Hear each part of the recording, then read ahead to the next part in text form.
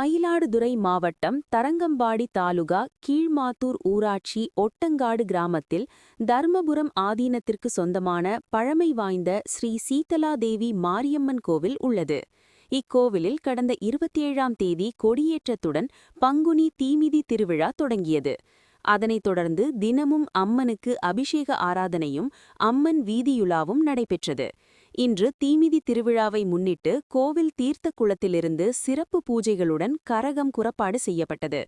காப்பு கட்டி விரதமிருந்து பக்தர்கள் அலகு காவடி எடுத்தும் 16 அடி நீள அலகை வாயில் குத்தியும் மஞ்சள் சிவப்பு உடை உடுத்தி 1000த்திற்கும் மேற்பட்ட பக்தர்கள் மேளதாள வாத்தியங்கள் முழங்க கோவிலை வந்தடைந்தனர். கோவிலின் முன்பு அமைக்கப்பட்டிருந்த தீக்குழியில் இறங்கி தீ மிதித்து நேர்த்திக்கடன் செலுத்தினர். ஏராளமான பக்தர்கள் குழந்தைகளை தூக்கிக் கொண்டு பக்தி பரவசத்துடன் தீமிதித்தது பக்தர்களை மெய்சிலிர்க்க வைத்தது. தீமிதி திருவிழாவில் ஆயிரக்கணக்கான பக்தர்கள் சுவாமி தரிசனம் செய்து வழிபட்டனர்.